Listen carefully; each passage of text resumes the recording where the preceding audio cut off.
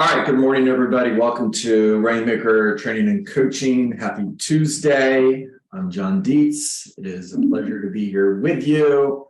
And let's get started. First of all, I got to give major gratitude for all of you who have your camera on today. There's more of you with your camera on today than I'm used to, and I really do appreciate that. Now, that also doesn't mean if you don't have your camera on, I don't appreciate you being here. I do. So thank you for that. Guys, hope you like that song today. It means so much to me, and it's such a powerful song. And like I said, I just love flash mobs. So it's an opportunity for me to share something that I'm passionate about. I've decided to turn these last 4 days of Rainmaker Training and Coaching into an opportunity for me to share what I'm passionate about with you. So with your permission, it's going to be a little bit different over the next 4 days because I'm going to share from my heart, and I'm going to share information with you that is really passionate and important to me, that I'm very passionate about. And at the top of that list of things that I'm passionate about is you. It's the people that I serve. And how can I best serve you? Well, today I want to talk to you about something, a little thing like being different. And think back to when you were little, when you were 8, 9, 10 years old, and you felt different. And how did that make you feel? Did it make you feel good? The answer is probably no. You didn't want to be different. And as you become a teenager, and if you ask most teenagers, what's the one thing they're most focused on? It's fitting in. And what's interesting is we become adults, you think we would outgrow that. And for the most part, we don't. For the most part, we want to fit in. And what we learn in studying the most successful people in history is they're different. Maybe they're really, really different. And how do we normally feel about that? How do you feel about that when the conversation is about you? Well, I'm on page 83 of Little Things by Andy Andrews. Great book. You should get it, read it. It'll take you a weekend to read it. And here's what he has to say on the subject. Comfort, acceptance, and assurance are life's rewards that the average person demands immediately. The extraordinary achiever, however, comes to work without any of them, chooses to work without any of them for a time in order that his family might enjoy vast helpings of all three for generations. Be different. Everybody wants to make a difference, but nobody is willing to be different. How do you feel about that? If you look closely, you will see that most of us reach and maintain a level of average excellence that aligns rather closely to the achievement of our peers. Now, if we go back and we looked at the Survive to Thrive model that we went through yesterday, adjust screen, hold on. Okay, there, you guys can see it. We go from survival to stability to success. And most people live the majority of their life right here between stability and success. It's the 80-20 rule. If we looked at everyone, 80% of people live right here. They live between stability and success. In other words, average. Now, very few people make it to the top of this model, which is legacy. It's not the 20%, by the way. The percentage of people that get up here to the very top of this model is probably 2 to 3%. And what does it take to get there? Well, I'm going to tell you, you have to be different. You have to be willing to be different. You have to be willing not to fit in. You have to be willing to stand up and say, this is what I believe in.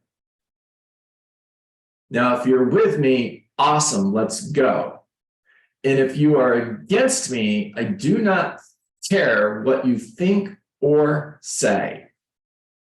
I know where I'm going. I have a decided heart. I am on a journey with a destination that is assured, and you can either come with me or get out of the way. Is that too harsh? Maybe. If you look closely, you see that most of us reach and maintain a level of average excellence that aligns rather closely with the achievement of our peers. He goes on page 84 to say, average people compare themselves to other people. That is why they are average. Average people compare themselves to other people, and that is why they are average. Other people's finances, marriages, children, house, vacations, automobiles, you name it, all of these are used by average people to gauge whether their own results are on par. Now, I don't know how you all feel about social media. I know how I feel about it. And believe it or not, I'm not a huge fan. I'm on social media because I think it's important. It's important for my business. It's important for your business. I'm not asking you to abandon social media.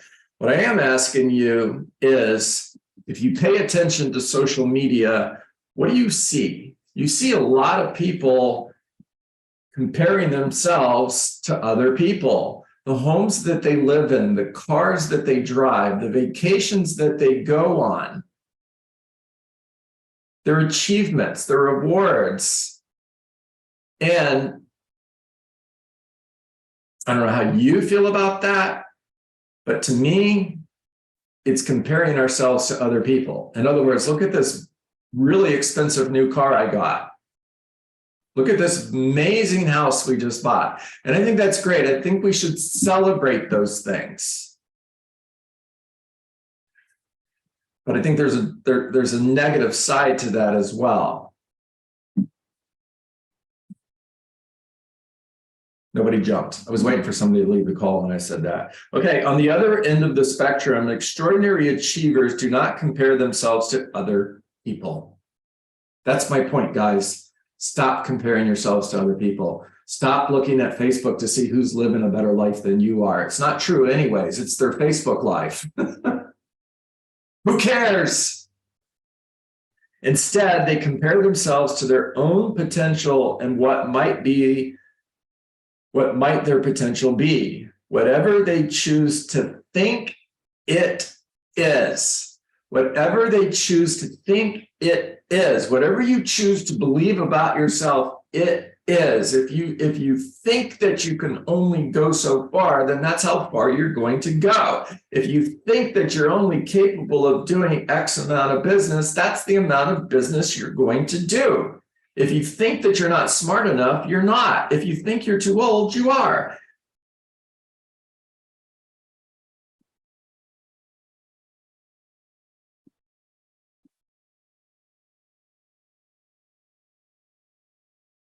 I've got 7 questions that I want you knew this is being recorded so you could play it back, because you're not going to be able to write this down. But here's 7 questions I want you to ask yourselves. And if you're a parent and you have teenage children, these are questions I want you to ask your teenagers, because if you can help them grasp this at an early age, you're changing lives.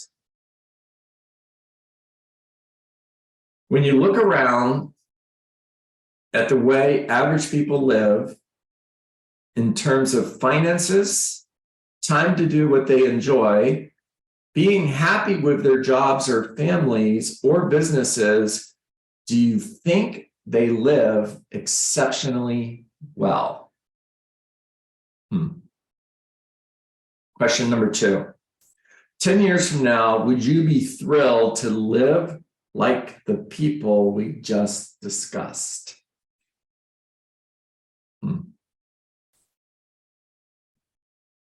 Question 3.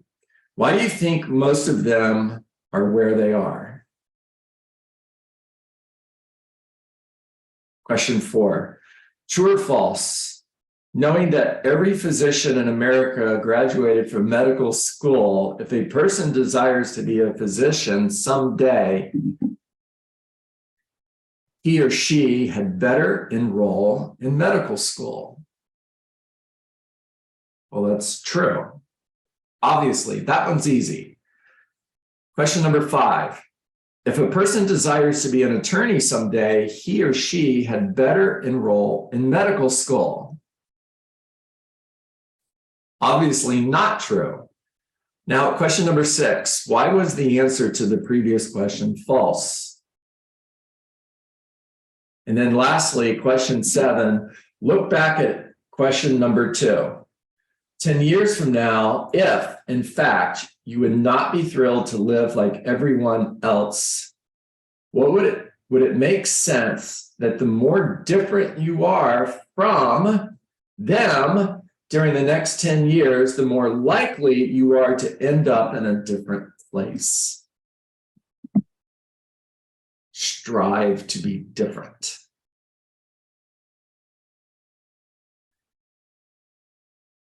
It's the little things that make you different. It's how you speak. It's how you listen to other people. It's your daily routine. Average people don't have a daily routine. They get up, they go to work, they come home, they sit down on the couch, they watch TV, and they go to bed. Average people are like a ship in the sea without a rudder, just being pushed one direction or the other by the wind and the current. If you're truly going to be different, then you have to look at things like this and say, and ask yourself, what do I need to do in order to be different, in order to end up at a different destination? How different are you willing to be? Are you okay with standing out from everyone else? In most cases, extraordinary achievers become comfortable with being seen as different or even odd. Well, there you go. So, Clarissa, I'm okay with being odd now. We've all known for a long time that I am. And now Andy Andrews has affirmed, John, it's okay that you're odd. It's okay that you're different.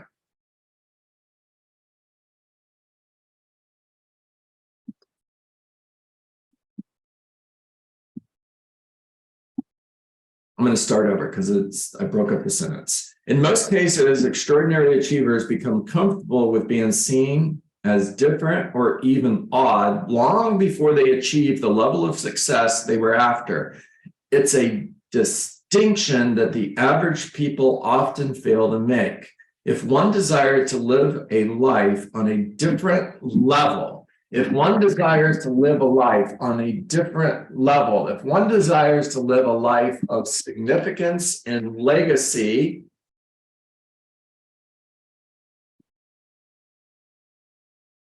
that destination will not be reached by traveling the same road everyone else has chosen. If you want to be different, you're going to have to be different.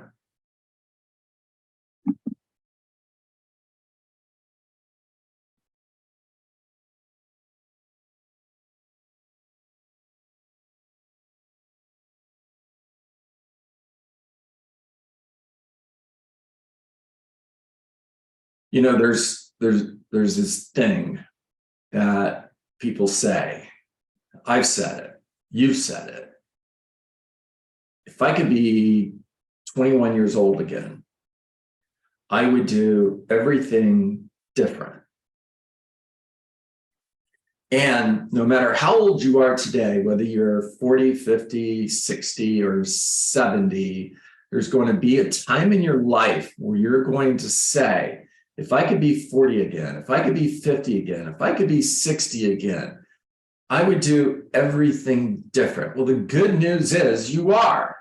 You're 30. Start today. You're 40. Start today. You're 50. Start today. I'm 60.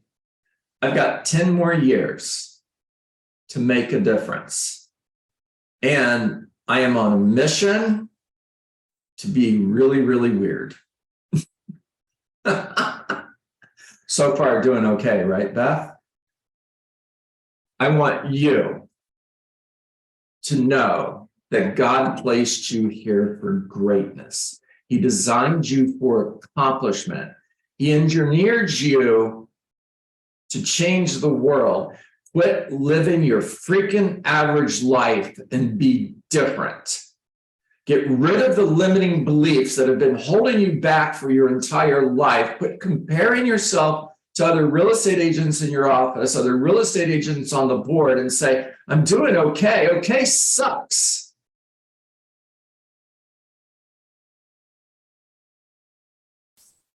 Be different, live a great life, change other people's lives, create significance everywhere you go, and leave a legacy. Don't live for applause. Live to be missed when you're gone.